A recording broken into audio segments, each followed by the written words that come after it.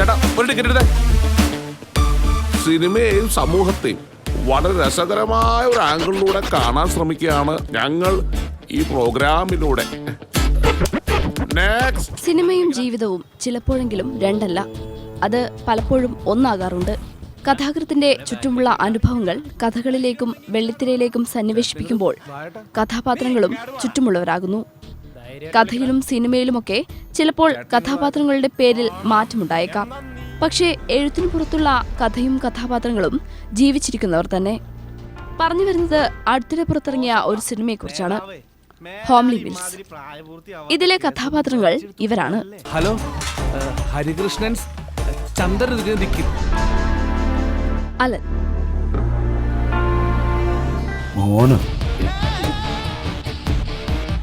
പ്രവീണേ, നീ ആ ബൈക്കിന്റെ ചാവി ഇങ്ങെടുത്ത് എന്നിട്ട് നമ്മുടെ പിള്ളേരോട് ഇങ്ങോട്ട് വരാൻ പറ. മോസപ്പൻ, ഹായ്, ഞാൻ ബച്ചു. ബച്ചു, അവനെ ബാക്കിലേക്ക് വിളിക്കടാ. Praveen, nice move. ഞാൻ ഡിക്രൂസ്. ഡിക്രൂസ്,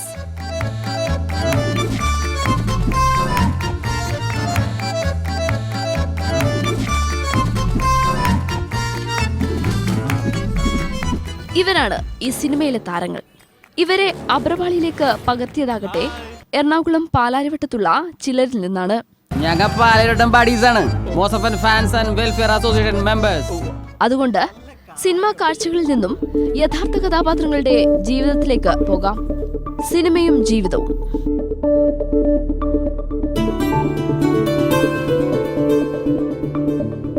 വിപിൻ അറ്റ്ലി,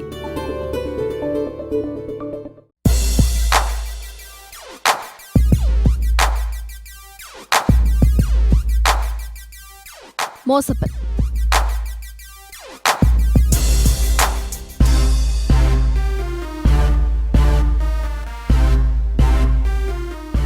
ബച്ചു,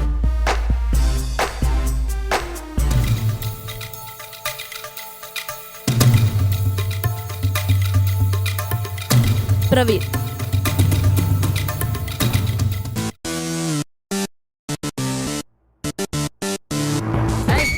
DJ തോമി. ഇനി റിയൽ ലൈഫ് ക്യാരക്ടേഴ്സും സിനിമയിലെ കഥാപാത്രങ്ങളും മാറുന്ന ആ മാജിക് നമുക്കൊന്ന് കാണാം. കരവിരുതിൻ കലതലയും മനം നിറയും രസകരമീ മീൽ, ഒരു ചിരിയുടെ തിരി പകരും പല രുചിതൻ ഈ മീൽ. ചേരുവ പലത, മസാല പുതുത.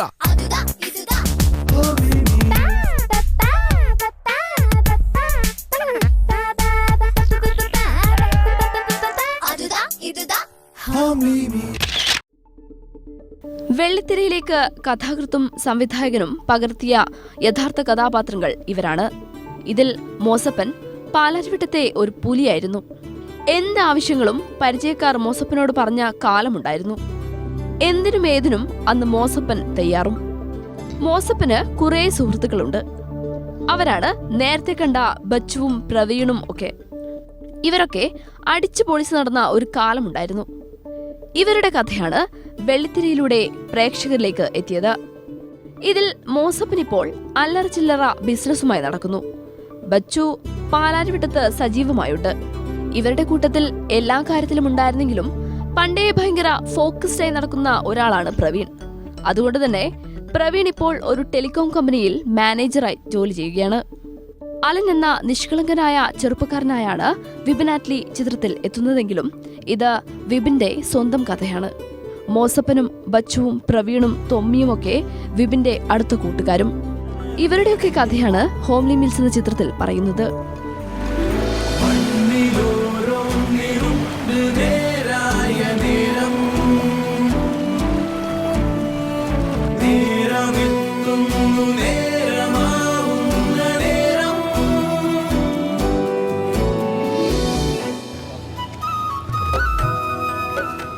ഇനി ഹോംലി മിൽസ് എന്ന സിനിമയിലെ കഥാപാത്രങ്ങളും ജീവിതത്തിലെ കഥാപാത്രങ്ങളും നേർക്ക് നേർ കണ്ടുമുട്ടുകയാണ്.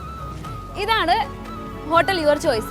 ഈ യുവർ ചോയ്സ് ഹോട്ടലാണ് ചിത്രത്തിലെ ഹോംലി മീൽസ് എന്ന കട. ഈ ഹോട്ടലിന് ഒരുപാട് കഥകൾ പറയാനുണ്ട്. അപ്പം നമുക്ക് ആ കഥകളിലേക്ക്, ആ വിശേഷങ്ങളിലേക്ക് പോകാം. നമ്മുടെ ഈ സിനിമയുടെ എല്ലാമായ കഥാ, തിരക്കഥാ, സംഭാഷണം, ഒപ്പം നായകവേഷവും കൈകാര്യം ചെയ്ത വിപിൻ ആറ്റ്ലിയിലേക്ക് പോകാം.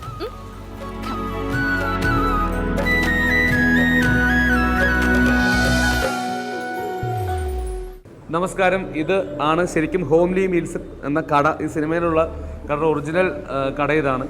ഇത് നമ്മുടെ ഞങ്ങൾ പണ്ട് അന്ന് ഈ കട ഇത്ര സെറ്റപ്പൊന്നുമില്ല, തൊട്ടപ്പുറത്തെ ഈ കട. അപ്പോൾ ഇത് നടരാജൻ ചേട്ടൻ്റെ കടയാണ്. ഈ മേരി ചേച്ചി എന്നുള്ളൊരു സാങ്കല്പിക കഥാപാത്രമാണ്. ഇതാണ് നടരാജൻ ചേട്ടൻ. നടരാജൻ ചേട്ടൻ്റെ ഈ കടയുടെ പ്രത്യേകത വെച്ചാൽ ഞാനും മോസസും ബച്ചും ഒക്കെ കൂടി വന്നിരുന്ന ഞങ്ങളുടെ TV ഷോ പ്ലാൻ ചെയ്ത് ഇവിടെയാണ്. ഞാൻ ഈ സ്ഥലത്തേക്ക് എൻ്റെ അടുത്ത സുഹൃത്തായ മോസപ്പനെ ഞാൻ വിളിക്കുന്നു. മോസപ്പ് ജി പറ. മോസപ്പൻ, ഈ സിനിമയിലേക്ക് മോസപ്പൻ എന്നുള്ള ക്യാരക്ടറിന്റെ ഒറിജിനൽ സാധനമാണ് ഇരിക്കുന്നത്. അപ്പം ഇവന്റെ തമാശ ആദ്യം നിന്നെ വെച്ച് ചെയ്യാന്നാണ് അനുപടെ തീരുമാനിച്ചത്. അവസാനം റഫ് ഷൂട്ട് നടത്തി. ആ റഫ് ഷൂട്ടിൽ അഭിനയം നന്നായിരുന്നു. പിന്നെ കുറച്ചുകൂടെ ഭാവങ്ങൾ തീട്ടില്ല. കാര്യം നമ്മുടെ ഫേസിൽ എപ്പോഴും ഗൗരവങ്ങളാണ്, എപ്പോഴും ബലപ്പെടുത്തുന്നത്. അതായത് പടത്തിൽ അങ്ങനെ അവൻ ചെയ്തിട്ടുണ്ട്. ശർമാജി അതിൽ വേറെ ശർമാജിയോട് ഒരു കാര്യം ചോദിച്ചിട്ടുണ്ട്. നിങ്ങളത് അറിഞ്ഞിട്ടുണ്ടാവില്ല. രാത്രി ഫോൺ ചെയ്യും. മോസിന്റെ ഭാവങ്ങളൊക്കെ ഒന്ന് പറഞ്ഞു തരും. ഫോണിൽ കൂടി ഭാവം പറഞ്ഞു. ഞാൻ ഭാവങ്ങളൊക്കെ പറഞ്ഞുതരാം. ശർമ്മ നേരിട്ട് വരാൻ പറഞ്ഞു. ഇപ്പൊ ഞാൻ സിനിമ ഉണ്ടായിരുന്നു. എല്ലാ ഫ്രണ്ട്സൊക്കെ ആയിട്ട് പോയത്. ഫസ്റ്റ് ഷോ നമ്മൾ പാലാട് എടുത്തിട്ട് ഒരു കഥ ആയതുകൊണ്ടാണ് ഞാൻ ഇത് കാണാൻ പോയത്. എന്റെ കഥയും പറയാനല്ലോ. ആ കഥയിലും ഇതിനകത്തൊരു വ്യത്യാസം എന്താണെന്ന് വെച്ചാൽ ഞാനും മോസസ് നേരത്തെ ഫ്രണ്ട്സാണ്. സിനിമയിൽ ഞങ്ങൾ പിന്നെ പരിചയപ്പെടുന്നതായിട്ടാണ് കാണിച്ചിരുന്നത്. ആക്ച്വലി റിയലി ഞങ്ങൾ പണ്ടേ സുഹൃത്തുക്കളാണ്. ഒരു 18-20 വർഷത്തെ ബന്ധം ഞങ്ങൾ തമ്മിലുണ്ട്. അതിന് കാരണക്കാരനാണ് ഈ പടത്തിന്റെ കോസ്റ്റ്യൂമർ. എൻ്റെ സുഹൃത്ത് കോസ്റ്റ്യൂമർ സുനിൽ ജോർജാണ്. അവനാണ് ഇവനോട് പരിചയപ്പെടുന്നത്. അപ്പോൾ ഇതെല്ലാം ഞങ്ങളുടെ പഴയ ഓർമ്മകളുമായിട്ട് ബന്ധപ്പെട്ടുള്ള. ഇനി എനിക്ക് പറയാനുള്ള ഒരു പ്രധാനപ്പെട്ട കാര്യം, ഈ കഥാപാത്രം സിനിമയിൽ ചെയ്തത്, നിന്നെ സിനിമയിൽ ചെയ്തത് ശർമാജിയാണ്. ശർമാജി ഭയങ്കര ഫേമസ് ആയിട്ടുള്ള ആർട്ടിസ്റ്റാണ്. ഇത് റിയൽ ക്യാരക്ടർ. ഇനി റിയൽ ക്യാരക്ടറിലേക്ക് നമ്മൾ പോവുകയാണ്. എന്തൊക്കെയാണ് ശർമാജി മോസപ്പിൽ നിന്ന് പഠിച്ചത്? എന്തൊക്കെയായിരുന്നു പഠിക്കാൻ? എന്തൊക്കെയാണ് അവരിൽ നിന്ന് എടുത്തത്? ശർമാജി മോസിനൊരു പൊതുവായിട്ടുള്ളൊരു ചില പ്രകടനങ്ങളുണ്ട്. മോസിന് പൊതുവായിട്ട് അത് ഒന്ന് മോസ് എവിടെ ചെന്നാലും ഒന്നുകിൽ മോസിൻ്റെ കയ്യ്, ഞാൻ ആ സിനിമയിൽ ഉപയോഗിച്ചിട്ടുണ്ട്, കയ്യ്, കാല് ഇത്യാദി കാര്യങ്ങൾ എപ്പോഴും ഇങ്ങനെ ഉയരത്തിൽ വെക്കുക എന്ന് പറയുന്നത് ഒരു സ്വഭാവമാണ്. ആറ്റ്ലിയുടെ റിയൽ ആയിട്ടുള്ള കാര്യങ്ങളാണ് ആ ഫിലിമിൽ കാണിക്കുന്നത്. ആറ്റ്ലിയുടെ ശരിക്കും അവരെങ്ങനെയാണ് പണ്ട് ഇരുന്നത്, അല്ലെങ്കിൽ പണ്ട് എങ്ങനെയാണ് ഒരു സിനിമക്ക് വേണ്ടിയും അല്ലെങ്കിൽ അഭിനയമോഹമായിട്ട് പോയതവനല്ല. ഒത്തിരി പേര് അഭിനയമോഹമായിട്ട് പോകുന്നുണ്ട്. ആറ്റ്ലി അഭിനയമോഹമല്ല, അവന് കഥ എഴുതുക, അതിനെ ജനങ്ങളിലേക്ക് കാണിക്കുക. അവന് ഒരു പണ്ടൊരു പ്രോഗ്രാം ഉണ്ടായിരുന്നു, ഒരു TV ഷോ. ഇന്റർവെല്ലില് ഇവന് തകർത്തൊരു എപ്പിസോഡുണ്ട്. അത് ശർമാജി സിനിമ ചെയ്തിട്ടുണ്ട്. അന്ന് ഏറ്റവും ഇഷ്ടം ലോഹിത് സാറിനോട് പറഞ്ഞിട്ടുണ്ടായിരുന്നു. ചക്കരൻ ലൊക്കേഷനിൽ ഞാൻ കൊണ്ടുപോയപ്പോൾ ലോഹിത് സാറ് ഇവനൊന്ന് എന്റെ TV ഷോയിൽ നന്നായിട്ട് ചെയ്തോണ്ടിരിക്കുക. അപ്പോൾ ലോഹിത് സാറിനോട് പറഞ്ഞു, എടാ അവൻ എങ്ങനെയുണ്ട്, അവനെ അഭിനയിക്കാൻ പറ്റും. അപ്പോൾ ഞാൻ പറഞ്ഞു അവൻ നല്ലതാണ്. ലോഹിത് സാർ അന്ന് ചക്രത്തിന്റെ സമയത്ത് എന്നോട് ഇവന്റെ കാര്യം ചോദിച്ചിട്ടുണ്ടായിരുന്നു. നമ്മളുടെ മനസ്സിനെ, നമ്മളെ ആറ്റിറ്റ്യൂഡിനെ മാറ്റാൻ ഈ കലകൾക്ക് പറ്റും. അല്ല, എന്താ പറയുക, നമ്മൾ ആർട്ടിന്റെ ഏറ്റവും വലിയ ഗുണം വെച്ചാൽ ഞങ്ങൾക്ക് ഭയങ്കര എനർജിയുള്ള ഒരുപാട് ആൾക്കാരുണ്ട്. അപ്പോൾ ആർട്ടിന്റെ ഏറ്റവും വലിയ ഗുണം എന്ന് പറഞ്ഞു കഴിഞ്ഞാൽ ആർട്ട് പ്രൊമോട്ട് ചെയ്യുന്നതോടുകൂടി കുറേ നെഗറ്റീവ് ക്രിമിനൽ ആറ്റിറ്റ്യൂഡ്സും മറ്റ് നെഗറ്റീവ് ആറ്റിറ്റ്യൂഡ്സും മനുഷ്യൻ്റെ മനസ്സിൽ മാറാൻ ഭയങ്കര ഗുണം ചെയ്ത സാധനം. ബച്ചു ഒരു റിയൽ ലൈഫ് ക്യാരക്ടറാണ് സിനിമയിലേക്ക് നമ്മളെടുത്തിരിക്കുന്നത്. റിയൽ ക്യാരക്ടർ ചെയ്തിരിക്കുന്ന അൻവർ ഇന്ന് നമ്മോടൊപ്പം ഇല്ല. അവൻ കുടുംബമായിട്ട് ടൂർ പോയിക്കണം കൊടൈക്കനാൽ. ഞാൻ അവിടുന്ന് പറയണില്ല. അപ്പോഴേ നമുക്ക് നേരെ ബച്ചുവിനെ കട്ട് ചെയ്യാം. ഓക്കെ, ബച്ചുവിനെ ഞാൻ ക്ഷണിക്കുന്നു. പിന്നെ ഈ സ്ഥലത്തിന്റെ പ്രത്യേകത പറയാം, ഇത് പാലാട്ടത്തെ അരിക്കടറ മോൾ വശമാണ് അല്ലേ ബച്ചു? നമ്മുടെ അരിക്കടറ മോൾ വശമല്ലേ ഇത്, അല്ലേ? ഇവിടെയാണ് ഞങ്ങൾ കൂടുതലൊന്നിരിക്കുന്നത്. പിന്നെ ചേട്ടന് നമ്മുടെ അൻവർ ചെയ്ത കഥാപാത്രം ഇഷ്ടപ്പെട്ടോ?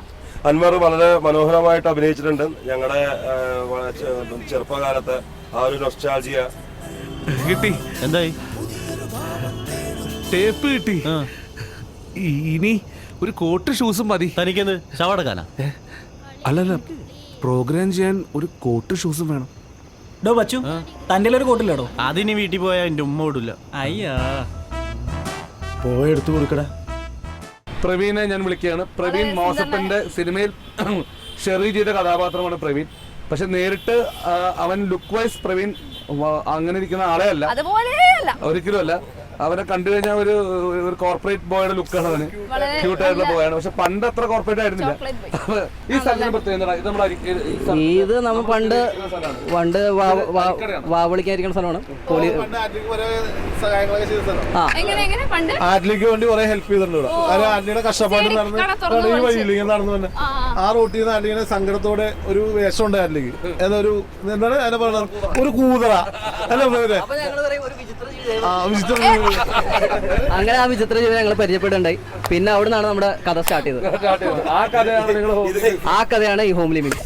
ഇതിനെല്ലാം പുറമെ സത്യം തുറന്നു പറയാന്നുണ്ടെങ്കിൽ ഇത് ശരിക്കും മൗത്ത് ലുക്കിങ്ങിന്റെയും ഷുഗർ ബീറ്റിങ്ങിന്റെയും ഒരു ഏരിയ തന്നെയായിരുന്നു ശരിക്കും പറഞ്ഞാൽ.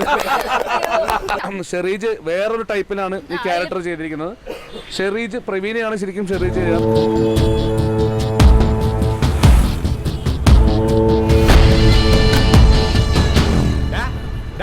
എന്താണ് നീ ഇങ്ങാട് നോക്കടാ? അവനെ ബാക്കിലേക്ക് വിളിക്കടാ. ഇപ്പൊ തന്നെ മനസ്സിലായി കാണല്ലോ, ഇത്തരം ചുള്ളനായ ഒരു വ്യക്തിയായ പ്രവീണിനെ എന്നെ ഈ ക്യാരക്ടർ ആക്കാൻ വേണ്ടി മൊത്തം വെട്ടി പൊളിച്ച് ഇവിടെ ഒരു വെട്ടുമൊക്കെ ഇട്ട് വികൃതമാക്കി കളഞ്ഞു എന്ന് കാണാം. അല്ല പ്രവീൺ ആ സിനിമ കണ്ടപ്പോ തന്നെ ആ പ്രവീണിനെ തന്നെ കാണാൻ പറ്റിയില്ലല്ലേ, കളഞ്ഞു മൊത്തം പോയി. പിന്നെ കുഴപ്പമില്ല, ചെയ്തു പെർഫോമൻസ് അപ്രീഷിയേറ്റ് ഞാൻ പറഞ്ഞ പോലെ തന്നെ പറഞ്ഞിട്ടുണ്ട്. ഞാനിങ്ങനെ ഒറിജിനൽ ആൾക്കാർ ഷൂട്ടിംഗ് സെറ്റിൽ വന്നു, മോസമ്മ ചേട്ടൻ വന്ന്, ബജ്ജി ചേട്ടൻ വന്നു. അപ്പോൾ ഞാൻ വിചാരിച്ചിട്ടുണ്ടോ ഈ ആൾ നമ്മളെ താമസം വരുന്നില്ലേ ലൊക്കേഷനിൽ കാണുന്നത്. അപ്പോൾ എനിക്ക് ഇന്ന ആളെ ഒന്ന് കാണണമെന്ന് പറഞ്ഞു. ഞാൻ പ്രതീക്ഷിക്കുന്നത് എൻ്റെ ഈ ലൂവൊക്കെ ആക്കിയ ആളാണല്ലോ, ഇവർ കൂട്ടുകാരൊക്കെയാണ്. അങ്ങനെ ഒരു വ്യക്തി ഞാൻ പ്രതീക്ഷിക്കുമ്പോഴത്തേന് നമ്മുടെ പാർട്ടി എത്തുകയാണ് ചുള്ളനായിട്ട് വന്നിട്ട്. ഹലോ, ഞാൻ പ്രവീൺ. പ്രവീണോ? ആ സീൻ ചോക്ലേറ്റ് ബേബി. ആ സീന് അത്രയൊന്നും പറഞ്ഞ് പൊക്കണ്ട, മതി. പിന്നെ പിന്നെ ചോദിച്ചോണ്ടിരിക്കുന്നു ഞാൻ. പിന്നെ ചോദിക്കാം പ്രവീൺ എവിടെ, പ്രവീൺ എവിടെ. അതെങ്ങനെ സത്യത്തിൽ സംഭവിച്ചോ? അതിനകത്ത് കുറെയൊക്കെ നാടകമാണ്, എല്ലാം ഒറിജിനലാണ്. ഞങ്ങളിവിടെ സ്റ്റുഡിയോയിലേക്ക് പോയിട്ട് ഞങ്ങൾപ്പം ഇതിന്റെ മുകളിലിരിക്കണേ, അതായത് ഈ മൊത്തം നിങ്ങൾ സിനിമ കാണിക്കുന്ന ഒരു ലൊക്കേഷൻ ഉണ്ട്, അത് ഇവിടെ തന്നെ ചെയ്യണത്. കാര്യം ഇവിടെ ആറ്റിൽ ഭയങ്കര ക്ഷീണത്തിനായിട്ട് വന്നിട്ട് പറയണേ എനിക്ക് ഇന്ന CD വേണം എന്നൊക്കെ പറഞ്ഞപ്പോഴേക്കും ശരി എടുത്തു തരാം. അപ്പൊ അന്ന് ആ ഷെക്കിലാണ് ഒരു ട്രെൻഡാണ്. ഞാൻ ഒരു കാര്യം പറയട്ടെ. വലിയൊരു വർത്താനം പറയുന്നിടത്ത് നിന്നോട് മിണ്ടരുതെന്ന് പറഞ്ഞിട്ടില്ലേ? അല്ല, ഞാൻ നിന്നോടല്ലേ മിണ്ടരുതെന്ന് പറഞ്ഞേ? അവനെന്തെങ്കിലും പറഞ്ഞോട്ടടാ. എന്ത് കുന്തോണ് നീ പറയണേ? എന്നാലേ ഷക്കീല കരയണത് മാമിയില. എന്ത്? ആ, ഷക്കീല കരയണത് മാമിയില. എന്ത്? ഉറപ്പാ? ഉറപ്പായിട്ടും. നീ എങ്ങനെ അത്? അപ്പൊ രാക്ഷസരാജ്ഞിയിലല്ലേ? അത് നമ്മള് കരയും എന്ന് വിചാരിക്കും, പക്ഷെ കരയൂല. നീ ഇതപ്പ കണ്ടാ? സത്യം പറയടാ, ഇതപ്പ കണ്ട നീ? അത് ഇന്നാള് ചേട്ടൻ പള്ളി പോയപ്പോ കൂട്ടുകാരൻ കൊണ്ടുവന്ന ചെടി ഞാൻ അറിയാതെ മാറി കണ്ടതാ. അല്ലാതെ നീ മനഃപൂർവ്വം കണ്ടോന്നല്ലോ? അല്ല, കൊച്ചറിയാതെ കണ്ടായിരിക്കും. അതെ അതെ. മോനെ, നിനക്ക് ഉറപ്പല്ലേ ഷക്കീല മാമിയിലെന്നല്ലേ കരയണേ? എപ്പോഴാ കരയണെന്ന് മോനെ ഓർമ്മയുണ്ടോ? അതില്ലേ, പ്രതാപേന്ദ്രൻ മരിക്കും, അപ്പൊ ഒരു വീട് കാണിക്കും. ആ വീടിന്റെ സിറ്റ് ഔട്ടിൽ നിന്നിട്ടാണ് ഷക്കീല കരയണത്. മോസസ് ജി, മാമി ആ സിനിമയിൽ വളരെ പ്രധാനപ്പെട്ട ഒരു കാര്യമാണ്. ഒരുപാട് ആളുകൾ വളരെയധികം ചിരിച്ചൊരു മാറിഞ്ഞിട്ടുള്ള കാര്യമാണ്. സീഡിക്കടയുടെ എപ്പിസോഡിൽ നിങ്ങൾ എല്ലാവരും ഉണ്ടോ? നിങ്ങൾ എല്ലാവരും ഉണ്ടോ? ഇതിന്റെ ഹെഡായിട്ടുള്ള ടീമുകൾ ഇവിടെ ഉണ്ട്. ഇപ്പോൾ അതിന്റെ താഴെ ടീമുകൾ വേറെ ഉണ്ട്. ഞങ്ങളിവിടെ തീരുമാനിക്കുന്നത് എന്നപോലെ ആ CD വേണം, അത് വേണം, ഇത് വേണം. അപ്പോൾ എവിടെ ചെയ്യും? ഈ രാത്രി ഞങ്ങൾക്ക് ഫോൺ വിളിക്കാൻ ഒരു മാർഗ്ഗമുള്ളൂ. അന്നത്തെ കാലത്ത് ഫ്രണ്ട്സിനെ വിളിച്ച് പറയണത് ഒരു CD. അപ്പോൾ ആറ്റിൽ എന്നോട് പറഞ്ഞു, എനിക്ക് ഇന്ന CD വേണം, ഇന്ന എടാ എപ്പോൾ പോയി കിട്ടും. അപ്പം ഞാൻ സത്യം പറഞ്ഞാൽ ആ CD-നെ കുറിച്ചോ അങ്ങനെയുള്ള ഇവൻ്റെ എന്താണെന്നറിയില്ല. ഇവൻ പറയാ എടാ CD വേണം. അപ്പോൾ ഷോപ്പ്, അപ്പോൾ നമ്മുടെ ഫ്രണ്ട്സിനെ വിളിച്ച് പറയണേ എടാ എനിക്ക് ഇത് വേണം, CD വേണമെന്ന് പറയുമ്പോൾ അവനെ വിളിച്ച് പറയും എടാ നീ ഷോപ്പിൽ നിന്ന് എങ്ങനെയും തുറപ്പിക്കും. അപ്പം തന്നെ ലാലൻ അവനെ വിളിച്ച് പറഞ്ഞു, ലാലനോട് പറഞ്ഞു ലാല എടാ നീ CD എടുത്തിട്ടോ.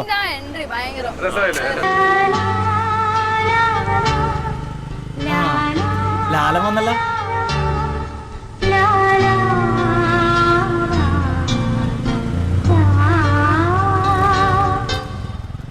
അതാ വീട്.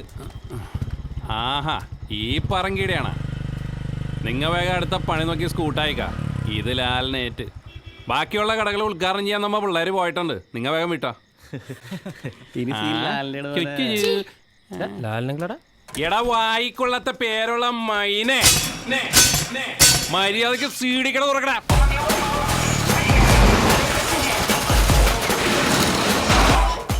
ഹലോ ആ മോശപ്പോ ഏതൊക്കെ സീഡിയാണോ വേണ്ടത്? ആ സീഡി ഏതൊക്കെയാന്ന് പറഞ്ഞോളൂ. ആക്ച്വലി ഈ പടത്തില് നമ്മുടെ ഇല്ലാത്ത മെയ്ഡ് ക്യാരക്ടേഴ്സ് ആരൊക്കെയാ ഉള്ളത്? മെയ്ഡ് ക്യാരക്ടർ ജുഗ്രു ചെയ്ത ക്യാരക്ടർ മെയ്ഡ് ക്യാരക്ടറാണ്. പിന്നെ ഉള്ള ക്യാരക്ടർ നീരജിന്റെ റിയൽ ഇൻസിഡന്റ് ആണ്. പക്ഷെ അവൻ ആ ക്യാരക്ടർ ഞങ്ങളുടെ കൂടെ ഇല്ല ആക്ച്വലി. അത് എൻ്റെ വേറെ ഫ്രണ്ടാണ്. ആ ക്യാരക്ടറിനെ ഞാൻ ഉണ്ടായ ഇൻസിഡന്റ് ഇതിനകത്തേക്ക് ആക്കിയതാണ്.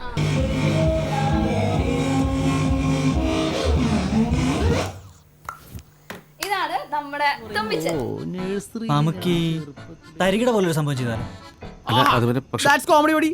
ഞാനല്ലേ കൃഷ്ണന്റെ വേഷത്തില് രാത്രിയിൽ സൈഡിൻ്റെ ലൈറ്റൊക്കെ വെച്ച് ചെയ്തിട്ട് ഓണക്കുള്ളിലൊക്കെ ഇട്ട് കുറെ കിടന്ന് വെച്ചക്കാരെ വെച്ചിരുന്ന് വെച്ചിട്ട് ഇന്ന് ലോകം സാധിച്ചു. അങ്ങനെ ആ ട്രിപ്പ് എങ്ങനെ ഉണ്ടായിരിക്കും? അപ്പല്ലേ അത് സോറി, അത് തരികിട പോലെ തന്നെ ആയിപ്പോ. തുമ്പിച്ചൻ എങ്ങനെയായിരുന്നു ഈ ഫിലിമിലേക്ക് വന്നത്?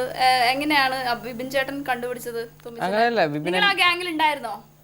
ഞാൻ ഇല്ലില്ല, ആ ഗ്യാങ്ങിൽ ഉണ്ടായിരുന്നില്ല. എന്നാലും വിപിൻ്റെ ഒരു നല്ലൊരു ഫ്രണ്ടായിരുന്നു ഞാൻ. ചില വിപിൻ ആദ്യമായിട്ട് തന്നെ ഫിലിമിൽ ഒരു പ്രണയം എന്ന ഫിലിമിലാണ് ഇൻട്രൊഡ്യൂസ് ചെയ്യണത്. അങ്ങനെ ആ ഒരു ബന്ധം വെച്ചിട്ടാണ് പുള്ളി എൻ്റെ മൈൻഡിൽ ഇട്ടിട്ടാണ് ഇതിലൂടെ അങ്ങോട്ട് ഇംപ്ലിമെന്റ് ചെയ്തത്. അല്ല, ചില ഡയലോഗ്സ് ഒക്കെ വളരെ പഞ്ച് ഡയലോഗ്, സ്വന്തം ഡയലോഗാണോ? ഈ നൈസ് മൂഡ് എന്നൊക്കെ. അതൊക്കെ എൻ്റെ ഒരു സാധനം തന്നെ, നൈസ് മൂഡ്. അയ്യോ ചേട്ടന്മാരെ, എന്റെ കൂടെ കൊണ്ടുപോ ചേട്ടന്മാരെ. ഞാനിനി ആര് ചോദിച്ചാലും ലിഫ്റ്റ് കൊടുത്തോളാം. സത്യം, അവളില്ലേ എന്റെ ഭാര്യ, അവളെ ഇന്നും ഞാൻ ഡൈവേഴ്സ് ചെയ്യും. Nice mood.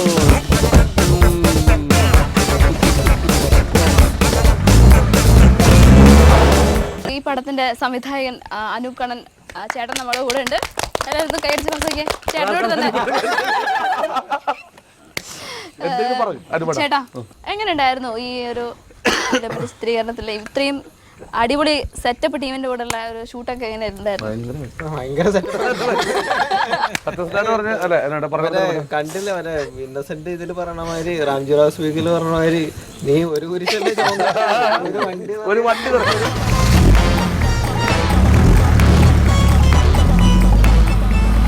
ഹലോ, ഞാനുണ്ട് അരുൺ. ഞങ്ങൾ പാലയിലോട്ടം പാടീസാണ്, Mosappan fans and welfare association members. നല്ല കാര്യമുണ്ടോ ഇയാൾക്ക്? ചേട്ടൻ്റെ വീട്ടിലാരൊക്കെയുണ്ട്? വൈഫും മോളും. വൈഫ് HDFC ബാങ്കിൽ വർക്ക് ചെയ്യുന്നു, മോള് ചോയ്സ് 4th. താൻ വീട്ടിൽ ചെന്നാ ആ കൊച്ചിനും കൂടി തെറി പറയലോ. ഒരു വെല്ലുവിളി നിറഞ്ഞതായിരുന്നോ ഈ ഒരു ഫിലിം, ഇതിന്റെ ചിത്രീകരണവും ഇതിനെ മെയിൻ സ്ട്രീമിലേക്ക് കൊണ്ടുവരാനുള്ളൊരു? എങ്ങനെയായിരുന്നു ആ ഒരു ഇപ്പോഴത്തെ സിനിമയുടെ ഒരു ചുറ്റുപാട് വെച്ചിട്ട്? നമ്മൾ സാറ്റലൈറ്റ് എന്നൊക്കെ പറഞ്ഞിട്ട് ഒരുപാട് പ്രശ്നങ്ങളുണ്ട്. അപ്പോൾ നമ്മുടെ സിനിമ ആദ്യം ഓർഗനൈസ് ചെയ്യുന്ന സമയത്ത് അതൊന്നും ഉണ്ടായിരുന്നില്ല. ആ ഷൂട്ട് തുടങ്ങുന്നതിന്റെ കുറച്ച് മുൻപാണ് ഇതൊരു ബോംബുമാതിരി പുതിയ ആളുകളെ വെച്ചിട്ട് ഇത്ര ഹ്യൂമർ വർക്കൗട്ടായി എന്നുള്ളതാണ് എല്ലാവരും പറയുന്നത്. ഇവര് ഇതിന് മുൻപ് അഭിനയിച്ചിട്ടൊന്നുമില്ല. ഇതിന് എത്ര ടൈം, ഫ്രഷ് ലുക്ക് അല്ല, ഒരു എക്സ്പീരിയൻസ്ഡ്. എന്റെ മനസ്സിൽ ചെറിയൊരു ഐഡിയ ഉണ്ടായിരുന്നു. നീ മനസ്സിലെ ഐഡിയ വെച്ചോണ്ട് ഞങ്ങളിട്ട് ഫുള്ളാക്കണ എന്ത് താൻ പറയടോ? ഒരു സ്റ്റുഡിയോ ഫ്ലോർ മാത്രം കിട്ടിയ ഷൂട്ട് ചെയ്യാൻ പറ്റിയ ഒരു ഐറ്റം ഉണ്ട്. Oscar award. മലയാള സിനിമയിലെ നടന്മാർക്ക് ഓസ്കാർ അവാർഡ് കൊടുക്കുന്നൊരു സംഭവം. സംസ്ഥാന അവാർഡ് കൊടുക്കണത് എണ്ണത്തിലാണ്, പിന്നെയാണ് ഓസ്കാർ അവാർഡ്. എങ്ങനെയായിരുന്നു ഈ ഒരു ചിത്രത്തിലേക്കുള്ള വരവ് എന്ന് പറഞ്ഞിട്ടുണ്ടെങ്കിൽ, ജവാന പുള്ളിമല ചെയ്ത് കഴിഞ്ഞിട്ട് അടുത്ത സിനിമയെ പറ്റി ആലോചിച്ചുകൊണ്ടിരിക്കുമ്പോൾ ഫിലിം വന്നു. എന്നിട്ട് എഴുതി തയ്യാറാക്കിയ 2-3 സ്ക്രിപ്റ്റുകൾ,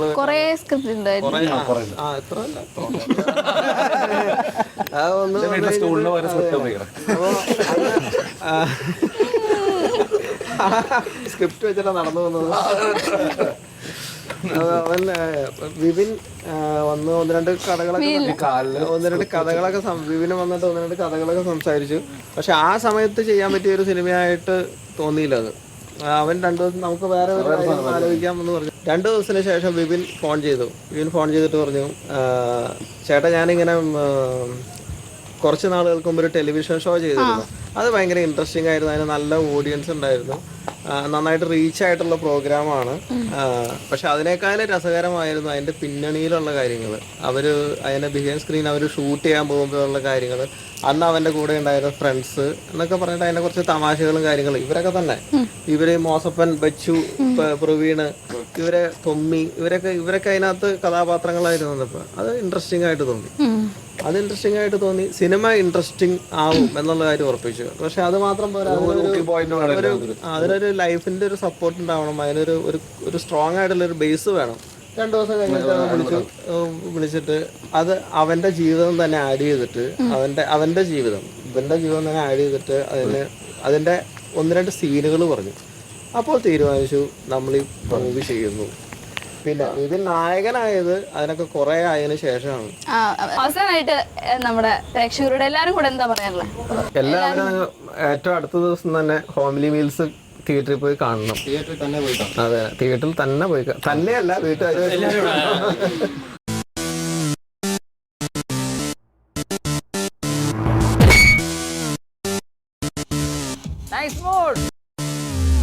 കരവിരുതിൻ കല തെളിയും മനം നിറയും രസകരമീ മീൽ, ഒരു ചിരിയുടെ തിരി പകരും പല രുചിതൻ ഈ മീൽ.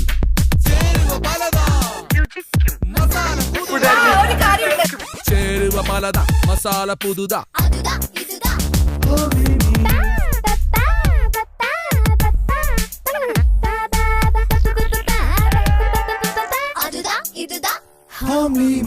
കാടുകയറും കാട്ടു ചിന്ത ഇതിൽ ചേരുവയെല്ലാം സങ്കല്പം.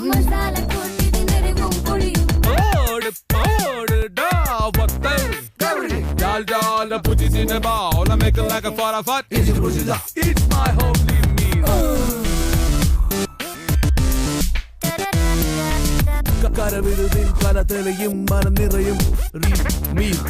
ചേരുവ പലത മസാല പുതുത. Homely meal.